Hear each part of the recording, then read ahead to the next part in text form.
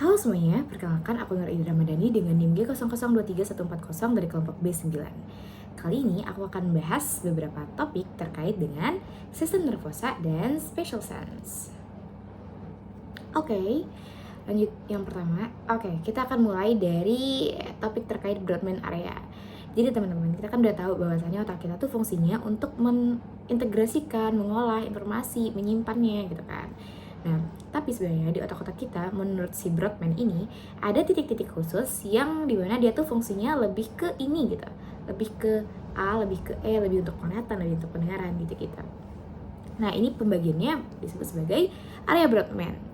Jadi di sini ada beberapa yang utama. Kita mulai dari yang pertama dulu. Ada area Brodmann 4 sebagai area motorik primer. Kemudian ada area motorik sekunder, yaitu area Brodmann 6. Kemudian juga ada area sensorik primer, yaitu area Brodmann 312. Area sensorik sekunder. Kemudian ada area Brodmann 43, yaitu area gustatorik. Kemudian ada area Wernicke, yaitu area buat sensorik bicara, yaitu area Brodmann 3940 dan 222. Kemudian juga ada area Broca, yaitu area motorik bicara, yaitu area Brodmann 44 dan 45. Kemudian di sini yang penting juga ada area Brodmann 17 sebagai area visual primer. Kemudian area Brodmann 18-19 sebagai area visual sekunder. Gitu. Selanjutnya kita akan ke topik yang kedua, yaitu terkait dengan traktus piramidalis dan ekstrapiramidalis. Jadi traktus piramidalis dan ekstrapiramidalis ini merupakan traktus descendens atau traktus yang turun ke bawah dari korteks cerebri ke piramid. Jadi nanti ada traktus piramidalis dan traktus ekstrapiramidalis. Nah, apa sih bedanya? Nih, kita mulai dari traktus piramidalis dulu. Jadi untuk traktus piramidalis, dia itu perjalanannya seperti ini. Jadi kan kita kan menerima informasi sensorik gitu kan, kemudian dibawa ke otak, tepatnya di korteks cerebri buat diolah gitu kan di area-areanya tadi. Kemudian dari korteks cerebri itu dia bakalan dibawa ke organ motoriknya, tapi ada langkah-langkahnya dulu, ada perjalanannya dulu gitu. Nah, dari korteks cerebri dia akan dilanjutkan ke crus posterior capsula interna, dibawa ke mesencephalon, kebawa ke tonus cerebri. Tonus cerebri kan ada 3, ke mesencephalon dulu di bagian tengahnya, kemudian turun lagi ke bawah, tepatnya di tengah pons, kemudian turun lagi ke bawah, melewati bagian ventral medulla oblongata, dan kemudian nanti di medulla oblongata ini ada yang menyilang dan ada yang tidak menyilang. Yang menyilang di decussatio piramidalis itu adalah traktus corticospinalis yang lateralis, sedangkan yang tidak menyilang adalah traktus corticospinalis anterior. Kemudian keduanya ini bakal dilanjutkan ke cornu anterior medulla spinalis, lalu dilanjutkan ke lower motor neuronnya sampai nanti ke organ motoriknya, organ penggeraknya gitu. Misalnya kayak otot skelet gitu. Kemudian selain dari traktus piramidalis juga ada traktus lainnya, traktus ekstrapiramidalisnya. Di sini ada beberapa. Pertama, ada traktus cerebrospinalis yang fungsinya itu untuk koordinasi gerakan otot kontralateral. Kemudian ada traktus tectospinalis yang fungsinya itu untuk refleks pada lengan, kemudian refleks penglihatan, pendengaran, dan lain-lain. Selanjutnya juga ada traktus ekstrapiramidalis lainnya yang dimana fungsinya itu untuk mempertahankan keseimbangan dan koordinasi gerakan mata dan kepala gitu. Lanjut aja, kita ke topik yang berikutnya, yaitu tentang encephalon. Jadi encephalon atau bahasa awamnya otak besar itu merupakan tempat untuk bisa untuk mengintegrasikan, kemudian bisa juga untuk menyimpan, mengolah informasi dan semacamnya. Nah, ini gambaran dari encephalon kita atau otak besar kita. Jadi bisa kita lihat di sini kan, otak kita itu bentukannya nggak rata gitu, bentukannya ada tonjolan-tonjolannya, ya kan.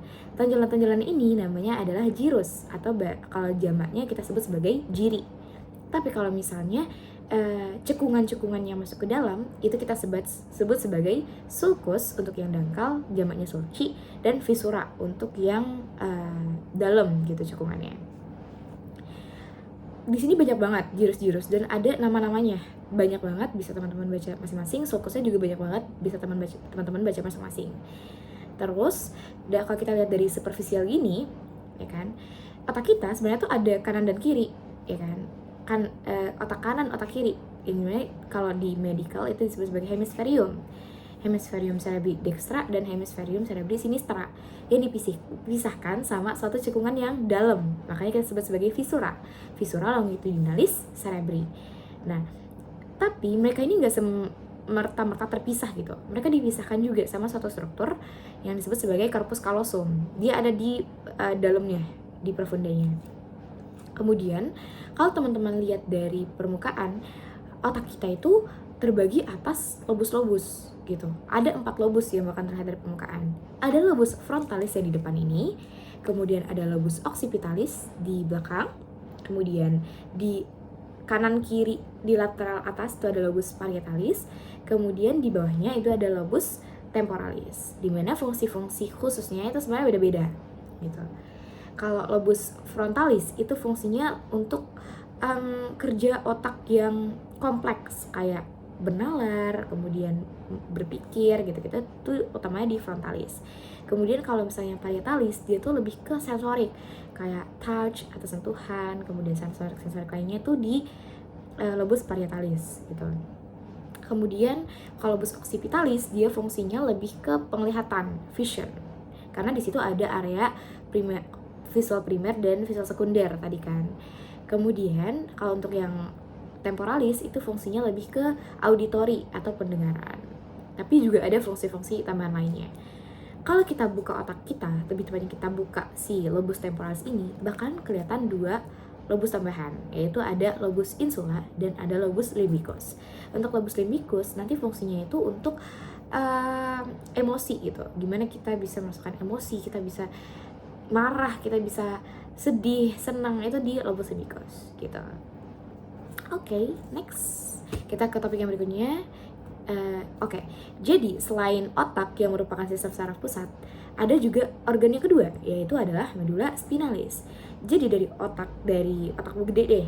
Nah, dari cerebri itu bakalan berlanjut jadi otak tengah mesencephalon, kemudian pons, kemudian jadi medula oblongata, dan berlanjut jadi medula spinalis. Medula spinalis ini nanti dia bakalan banyak keluar nervus yang bakal mempersarafi sistem saraf perifer kita. Nah, gimana sih gambarannya? Jadi medula spinalis itu tuh gambarnya seperti ini. Ini kalau kita yang gambar kiri ini kalau kita lihat dari lateral, dan kalau misalnya yang kanan ini kalau misalnya kita lihat di ujungnya. Gitu. Jadi teman-teman, medula spinalis itu dia bakalan ada di antara ada di dalam vertebra kita kan, os vertebralis kita. Nah, dia ini bakalan ada beberapa pembesaran, ada 2 pembesaran, ada di cervical kita dan ada di segmen lumbal kita. Nah, pembesaran ini namanya intumescentia. Kalau di cervical namanya intumescentia cervicalis, dan kalau di lumbal namanya intumescentia lumbalis. Pembesaran ini nih bisa lihat kan dia lebih gede gitu ya, lebih gede aja. Nah, itu dikarenakan banyak plexus gitu yang ada di daerah ini gitu. Selain itu juga ada struktur di ujungnya. Jadi teman-teman, medula spinalis kita itu tuh bakalan cuma sampai di lumbal 1 atau lumbal 2 gitu. Sedangkan nanti dari seterusnya itu bakal menjadi jadi serabut-serabut ekor yang kita sebut sebagai cauda equina. Makanya nih bisa kelihatan dia kayak ekor-ekor gitu kan, kayak ekor kuda. Nah, ujung dari medula spinalis di sekitar lumbal 1 atau lumbal 2 ini namanya adalah conus medularis. Nih, lihat. Kenapa cuman sampai lumbal 1 sama lumbal 2? Karena perkembangan dari sistem muskuloskeletal kita itu lebih cepat daripada perkembangan dari sistem saraf kita gitu. Oke, lanjut. Udah tentang medula spinalis. Kita lanjut ke topik yang berikutnya, yaitu tentang cranial nerves. Jadi, kalau sistem saraf pusat punya otak dan medula spinalis, kalau sistem saraf tepi, perifer, itu punya 2 penyusun nama, yaitu nervi cranialis dan nervi spinalis. Kalau nervi cranialis, itu dia adalah nervus yang keluar langsung dari otak. Sedangkan yang nervi spinalis nanti bakalan keluar dari medula oblongata yang banyak-banyak ini, ya kan? Nah, kita di sini bakal bahas tentang cranial nerves atau nervi cranialis. Dimana nervi cranialis ini ada 12 pasang. Nah, apa aja sih itu? kita bahas sambil bahas dia keluarnya di mana. Jadi kalau misalnya keluarnya di mana itu tuh bisa dikelompokkan jadi keluar di bagian yang lunak di otaknya langsung, ataupun keluar di bagian yang kerasnya, yaitu di basis kraniumnya gitu. Kita bahas dari basis kraniumnya dulu. Jadi pertama ada nervus olfactorius yang akan keluar dari lamina cribrosa osis ethmoidal. Ini ya di depan ini. Nggak bisa nih, yang di depan ini aku nggak bisa. Nah kemudian nervus 2, nervus opticus bakalan keluar dari canalis opticus yang ada di, nanti bakalan tembus ke mata kita di apex mata. Kemudian ada viscera orbitalis superior di sini yang bakalan keluar di mata kita juga. Tempat keluar dari 4 nervus, ada nervus 3 oculomotorius, 4 nervus trochlearis, 5 cabang 1 nervus ophthalmicus, dan ada nervus 6 atau nervus abducens. Pokoknya kebanyakan ini adalah nervus-nervus yang fungsinya untuk menvaskularisasi otot-otot penggerak bola mata. Kemudian selanjutnya di sini ada foramen rotundum yang bentuknya lebih bulat ini, bulat. Itu tempat keluarnya nervus maxillaris atau 5 cabang 2. Kemudian ada foramen ovale di sini, tempat keluarnya nervus mandibularis atau nervus 5 cabang 3. Kemudian di sini ada meatus acousticus internus yang bakalan tembus ke telinga. Itu tempat keluarnya nervus facialis, nervus 7, dan nervus vestibulocochlearis, nervus 8. Kemudian di sini ada foramen jugulare, tempat keluarnya 3 nervus, nervus 9, 10 sama 11, nervus glossopharyngeus, nervus vagus, dan nervus accessorius. Kemudian di sini ada dekat foramen magnum, ini ada canalis hipoglossi, tempat keluarnya nervus 12 atau nervus hipoglossus. Itu kalau tempat keluarnya nervus yang tempat keluar di basis kraniinya. Tapi kalau misalnya di otaknya itu di kelompok, cara gampangnya adalah ini ada 2, 4, 4. Dua pertama itu bakalan keluar langsung dari cerebrum, dari encephalon. Sedangkan 2, 4, 4-nya itu bakalan keluar dari truncus cerebri atau batang otak. 2-nya keluar dari mesencephalon, 4-nya keluar dari pons, dan 4 sisanya itu bakalan keluar dari medulla oblongata. Oke, jadi nervus pertama dulu, nervus olfactorius itu bakalan keluar dari bulbus olfactorius.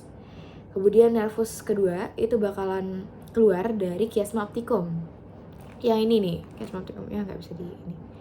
Kemudian nervus 3, nervus oculomotorius bakalan keluar dari fossa interpeduncularis cerebri yang ada di mesencephalon. Fossa itu kan cekungan, kemudian interpeduncularis di antara 2 kaki cerebrum gitu.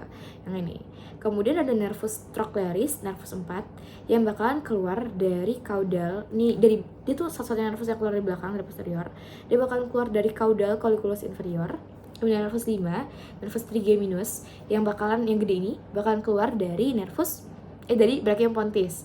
Nanti bakalan bercabang. Nah, cabang-cabang ini keluarnya beda-beda tadi. Nah, kemudian nervus 6 itu bakalan keluar dari yang tengah ini, bakalan keluar dari sulcus bulbopontinus. Nervus 7-8 di sampingnya bakalan keluar dari angulus pontocerebellaris yang angulus tuh sudut di antara pons dan cerebellum.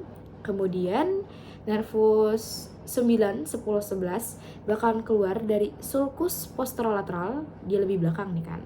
Sedangkan nervus 12 bakalan keluar dari sulcus anterolateral. Oke, itu dia tempat-tempat keluar nervus cranialis. Selanjutnya kita akan bahas ke topik berikutnya, yaitu tentang circulus arteriosus Willisi. Sesuai namanya, circulus arteriosus. Jadi ini merupakan vaskularisasi otak yang dia tuh bentuknya kayak lingkaran, bentuk circle gitu. Nah, fungsinya adalah untuk sebagai aliran darah atau vaskularisasi kolateral dari otak kita, supaya ketika misalnya ada sumbatan, itu tuh nggak membuat otak kita tuh nggak ada alirannya gitu loh, aliran darahnya, supaya otak kita tetap ada pasokan oksigennya gitu. Misalnya lewat jalan yang lain kalau satu kesumbat gitu. Oke, nah gambarnya seperti ini. Jadi circulus arteriosus Willisi itu dia tuh utamanya tersusun atas 2 arteri. Ada arteri vertebralis yang merupakan cabang dari arteri subclavia, dan ada arteri carotis interna. Nah, jadi kita dari arteri vertebralis dulu. Nah, arteri vertebralis itu kan cabang dari arteri subclavia kan. Dia kan ada yang dextra sama sinistra. Kemudian nanti dia akan bertemu di tengah, ini jadi satu menyatu jadi arteri basilaris. Kemudian arteri basilaris ini bakal bercabang jadi arteri cerebri posterior. Itu yang dari arteri vertebralis. Sedangkan dari arteri carotis interna itu tuh asalnya dari arteri carotis communis yang communis sinistra maupun dextra. Kalau communis sinistra cabang langsung dari arcus aorta. Kalau carotis communis yang dextra itu dari truncus brachiocephalicus, ya kan. Nah, kemudian mereka ini bakalan masuk bercabang dulu. Arteri carotis communis bakal bercabang jadi arteri carotis interna dan eksterna. Eksterna bakal memvaskularisasi wajah kita, sedangkan yang interna bakalan masuk ke otak. Nah, arteri carotis interna kemudian dia bakalan masuk ke otak dan bercabang. Jadi arteri cerebri yang atas ini, arteri cerebri media dan arteri cerebri anterior. Nah, antara dua arteri cerebri anterior itu nanti dihubungkan sama arteri communicans anterior. Sedangkan arteri cerebri media atau arteri, kalau di sini dia arteri carotis interna sih, itu dengan arteri cerebri posterior dihubungkan sama arteri komunikasi juga, arteri komunikans yang posterior gitu. Untuk gambaran otaknya ini bisa lihat yang di kanan nih gitu ya kan, makanya nih kelihatan banget dia bentuk kayak lingkaran gitu. Oke, lanjut ke topik yang berikutnya adalah tentang vision pathway atau tentang jalur penglihatan. Gimana sih kok bisa kita melihat sesuatu, kita bisa tahu itu warnanya apa, bentuknya kayak gimana, bentuknya bulat, lingkaran dan semacamnya. Ini dia jalan penglihatannya. Jadi kita kan menerima cahaya kan. Nah, dari cahaya itu bakal masuk ke mata. Nah, dia akan melewati media refrakta atau jalan penglihatan kita di otak. Media refrakta itu tuh dimulai dari kornea. Jadi bisa lihat ini yang paling depan, paling luar, ini ada kornea. Dari kornea, kemudian cahaya itu bakal melewati aqueous humor dulu. Aqueous humor tuh cairan yang ada di antara ini, kornea dan lensa ini. Nah, kemudian dia akan melewati lensa untuk difokuskan buat jatuh di mana? Buat jatuh di retina harusnya, karena di retina itu banyak fotoreseptornya. Nah, kemudian dia akan melewati vitreous humor yang banyak ini, vitreous body ini. Kemudian akan jatuh di retina. Karena di retina itu dia banyak banget fotoreseptornya. Ada sel kerucut dan sel batang itu. Nah, untuk cahaya terang nanti bakalan diterima oleh sel kerucut atau konsel, sedangkan kalau misalnya yang ketika gelap kita bakal rangsangan itu bakal diterima oleh rod cell. Kemudian dari retina itu bakalan diterima diteruskan rangsangannya ke nervus penglihatan, yaitu nervus opticus. Nah, dari nervus opticus, nah kita pindah ke gambar yang kanan. Nah, jadi itu sebenarnya ada dua daerah penglihatan kan. Jadi ada dua jalur gitu. Ada yang nasal field dan ada temporal field. Nah, untuk yang nasal field nanti itu dia bakalan yang nasal ini, jalur yang nasal itu bakal menyilang, sedangkan temporal nggak menyilang. Makanya penglihatan kita tuh ada dua jalur, nanti ada yang menyilang dan ada yang nggak menyilang. Menyilangnya itu di chiasma opticum. Kemudian nanti dilanjutkan ke halte berikutnya, yaitu nucleus guniculatus lateralis, barulah nanti dibawa ke otak kita, ke korteks cerebri kita, tepatnya di area visual primer, yaitu area Brodmann 17. Di situ kita bisa menerima rangsangannya, kemudian diteruskan lagi ke area visual sekundernya buat udah diolah lagi. Kita tuh sebenarnya ngeliat benda apa, kita ngeliat warna apa di area Brodmann 18-19. Itu dia bagaimana kita bisa melihat. Lanjut ke topik berikutnya, yaitu tentang muskuli ekstraokular. Jadi gimana sih kok bisa aku gerakin bola mata kanan, kiri, atas, bawah gitu. Itu karena ada otot-otot yang menggerakkan bola mata kita.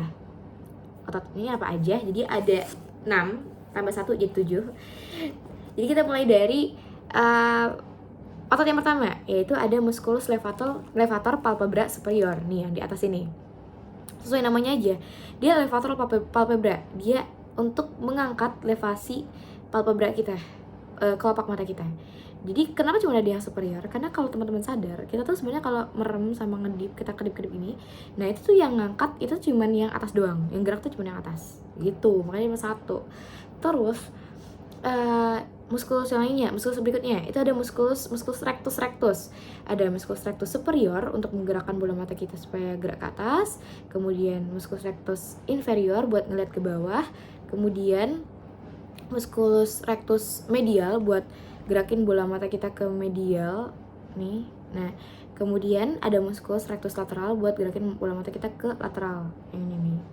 Nah, kemudian selain musculus rectus rectus juga ada musculus obliquus obliquus. Musculus obliquus ini ada dua, ada musculus obliquus superior sama musculus obliquus inferior. Musculus obliquus ini dia suka bohong. Kalau dibilang superior, dia tuh sebenarnya gerakinnya tuh ke bawah. Karena nih, kalau teman-teman bayangin, ketika musculus obliquus superiornya kontraksi, dia tuh bakalan narik bola matanya supaya bola matanya gerak ke bawah dan ke lateral gitu kan. Nah, begitu juga sama yang inferior, kalau dia kontraksi, dia tuh bakalan gerakin bola mata kita ke ke atas gitu. Ke atas, ke sisi samping gitu kan. Makanya itulah dia musculus obliquus. Terus, musculus ini dia tuh diinervasi oleh nervus apa aja sih? Nah, jadi musculus ekstraokular kita, musculus penggerak bola mata kita itu tuh diinervasi oleh 3 nervus. Nervus nervus oculomotorius, nervus trochlear sama nervus abducens. Nah, beda-beda. Utamanya itu oleh nervus oculomotorius yang paling banyak nih. Ada 5 musculus yang diinervasi oleh nervus 3, nervus oculomotorius. Ada musculus levator palpebra itu diinervasi oleh nervus 3, musculus rectus superior inferior medial, dan ada musculus obliquus inferior. Sedangkan untuk musculus rectus lateral diinervasi oleh nervus 6, nervus abducens, dan musculus obliquus superior diinervasi oleh nervus 4, nervus trochlear. Gitu deh, ini bisa dibaca aja. Lanjut, kita ke perbedaan antara simpatis dan parasimpatis. Ini udah sering banget didengar tentunya. Jadi apa sih beda antara simpatis dan parasimpatis ya kan? Pertama, kita lihat dari distribusinya dulu. Nah, kalau simpatis itu distribusinya lebih ke segmen toracolumbal, kayak kulit, kelenjar keringat, dan lain-lain. Kalau yang parasimpatis, dia di segmen kraniosakral. Fungsinya, nah kita udah pasti tahu kalau fungsinya itu simpatis teraktivasi ketika fight or flight, ketika kita bersemangat, kita membara-bara, itu teraktivasinya yang simpatis. Sedangkan parasimpatis teraktivasi ketika kita sedang rest and digest atau istirahat dan mencerna makanan. Terus kalau kita lihat dari lokasi preganglioniknya, simpatis itu ada di cornua lateralis atau nucleus intermediolaterales, cornua lateralis medulla spinalis, segmen medulla spinalis, segmen T1 sampai L2. Kemudian nanti dilanjutkan ke ganglia truncus sympathicus atau ganglion prevertebralis. Sedangkan yang parasimpatis itu bakalan lokasi preganglionnya ada di nukleus saraf kranial 3, 7, 9, 10 dan substansia grisea medulla spinalis segmen S2 sampai S4. Nanti bakalan berlanjut ke ganglion terminalis. Terus selanjutnya kita pakai gambar aja kali ya. Kalau yang simpatis ini yang atas ini bisa teman-teman lihat. Akson preganglioniknya itu tuh lebih pendek dibandingkan akson postganglioniknya, ya kan. Sedangkan yang parasimpatik dia tuh preganglionnya lebih panjang daripada yang postganglioniknya. Terus kalau kita lihat dari neurotransmitternya, yang simpatik dia itu di preganglioniknya mengeluarkan ACH atau acetylcholine, sedangkan yang di postganglioniknya dia tuh mengeluarkan norepinefrin. Kalau yang parasimpatik di preganglioniknya dia maupun postganglioniknya itu dia bakal mengeluarkan ACH atau acetylcholine gitu. Oke, itu dia perbedaan antara simpatis dan parasimpatis. Kita lanjut ke topik yang terakhir, yaitu tentang modalitas syaraf kranial. Jadi apa sih modalitas syaraf kranial itu? Jadi modalitas itu merupakan sebenarnya nervus itu dia tuh fungsinya apa? Nanti bakalan dibedakan jadi 3 penyusun. Maksudnya nanti namanya tuh tersusun atas 3. Ini dia. Nih, ini adalah gambaran dari modalitas syaraf kranial. Dia tuh tersusun atas 3 hal gitu. Pertama, dari bentuk rangsangannya, jenis rangsangannya, dan arah rangsangannya. Nanti kalau yang jenis rangsangannya itu ada yang spesial dan ada yang general. Kalau yang spesial itu tuh utamanya kayak di organ-organ indera kita, sama ada cabang dari arcus brachialisnya. Sedangkan kalau misalnya yang general itu tuh kayak otot skelet, muskuloskeletal gitu, dari bentuknya tuh general. Terus kalau sifatnya itu ada itu sifatnya. Kalau bentuknya itu ada yang visceral dan ada yang somatik. Visceral itu kayak organ-organ dalam, somatik itu kayak muskuloskeletal gitu. Sedangkan arah rangsangannya ada yang afren yang naik ke otak dan ada yang efren yang turun ke organ motoriknya gitu. Nah, Jadi kalau misalnya nervus cranialis itu dia ada 7 macam modalitas. Ada JSA, JSE, JVA, JVE, SSA, SFEA sama SVE gitu. Oke, kita bahas dari nervus olfactorius dulu atau nervus 1. Modalitasnya itu adalah spatial, visceral, afferent. Dia kan fungsinya untuk membau, berarti salah satu organ indera kan. Kemudian dia tuh spatial, karena kalau spatial itu kaitannya sama makan, sama makan. Oke, aku salah tadi. Pokoknya sama makan. Kalau general tuh sama sisanya di luar makan. Nah, olfactorius kan membau kan, bau makanan. Berarti itu terkait sama makan. Makanya disebut sebagai visceral. Kemudian dia itu membawa sensoriknya, membawa rangsangannya tuh ke otak. Kita tahu itu tuh bau apa, bau soto, kayak bau sate, kayak. Nah, makanya disebut sebagai modalitas SVA atau Spatial Visceral Afferent. Contoh berikutnya, itu ada nervus opticus, dia SSA. Dia spatial karena dia merupakan indera kan, mata indera. Kemudian dia somatik karena dia di luar kaitannya sama makan. Kemudian ada afferent karena dia membawa rangsangan penglihatan itu ke otak kita tuh melihat apa gitu. Contoh lainnya itu adalah ini, contoh dari nervus accessorius misalnya. Dia SVE, dia spatial, visceral, dan afferent. Kenapa disebut sebagai spatial? Padahal dia fungsinya tuh untuk untuk menggerakin musculus trapezius dan musculus trapezius gitu kan. Karena dia itu merupakan cabang dari, dia tuh diperserafi sama cabang dari arcus brachialis. Makanya dia enggak tergolong general maupun somatik. Dia masuknya ke spatial, visceral, dan afferent. Afferent karena dia fungsinya untuk menggerakkan musculus trapeziusnya. Itu untuk sisa-sisanya itu bisa dibaca lagi, bisa teman-teman baca lagi dan cocok-cocokin lagi.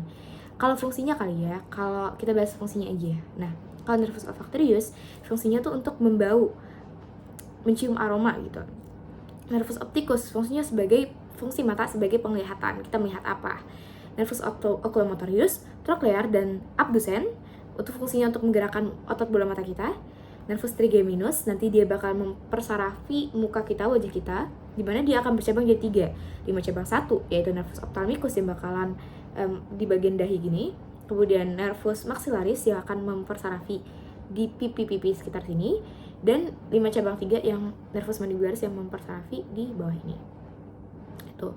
Lanjut, nervus facialis, dia fungsinya untuk mempersarafi otot-otot mimik, supaya kita bisa berekspresi, senyum, sedih, gitu. Itu oleh nervus facialis. Kemudian nervus vestibulocochlearis fungsinya untuk pendengaran dan keseimbangan. Nervus glossopharyngeus untuk menggerakkan lidah dan faring, lidah tuh, dan juga untuk pengecapan, untuk merasakan itu rasanya apa di sepertiga posteriornya. Kemudian ada nervus vagus yang mempersarafi mostly organ dalam kita, kayak organ pencernaan, organ pernapasan, itu nervus vagus. Kemudian ada nervus accessorius tadi yang mempersarafi musculus trapezius dan sternocleidomastoideus. Kemudian ada nervus hypoglossus yang fungsinya untuk mempersarafi otot-otot yang menggerakkan lidah kita. Oke, itu dia tentang modalitas saraf kranial. Oke, sekian. Oke, mungkin itu aja dari aku. Sekian. Mohon maaf apabila ada salah kata ataupun salah dalam